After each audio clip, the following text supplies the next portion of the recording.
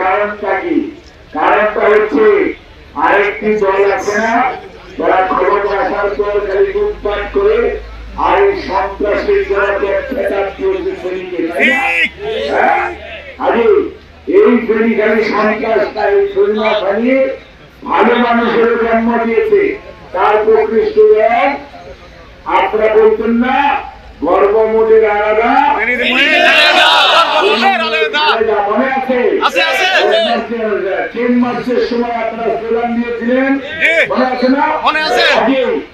ফেনীতে যেমন দুষ্ট লোক আছে, অনেক ভালো লোক আছে যারা এই ফেনীর মানুষকে শুধুমাত্র সারা বাংলাদেশের মানুষকে ছেড়ে পালিয়ে যায় নাই।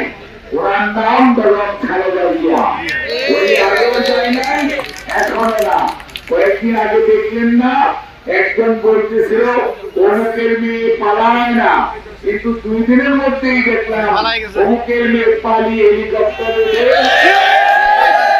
ওনাদের যে প্রভু তাদের কাছে চলে গেল এবং ওখান থেকে এখন নতুন নতুন বয়ান দিচ্ছে। বয়ানটা কি দেওয়ার পরে ইলাস্টোমেরিক ইমালশন থাকায় দেয়াল থাকে ড্যাম প্রুফ ফাঙ্গাল মুক্ত। Rainbow Paints, the colour of joy. Manu বলেন আর মোহরি বলেন, এই নদী দিয়ে 10 ফিট উঁচু হয়ে পানি কখনো দেখেছেন আপনারা? এবারে কেন হলো? কারণ পালিয়ে যাওয়ার পরে দুষ্টামি কমায় নাই, মানুষকে কষ্ট দেওয়া বন্ধ করে নাই। আগে গুম করতো, হত্যা করতো, মামলা দিত, পঙ্গু বানাতো আর লুটপাট করতো।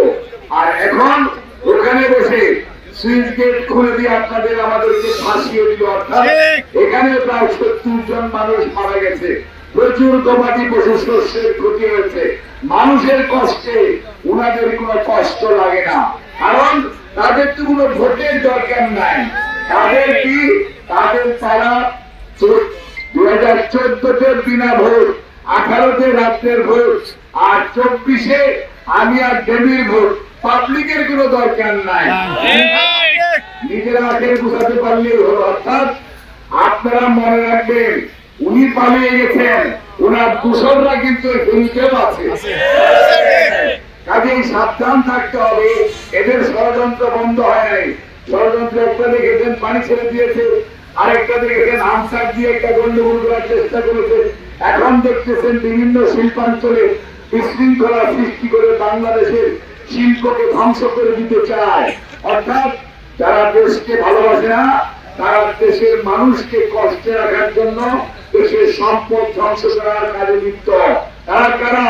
তারা এই আওয়ামী লীগ এবং তাদের নেতা নেত্রীরা।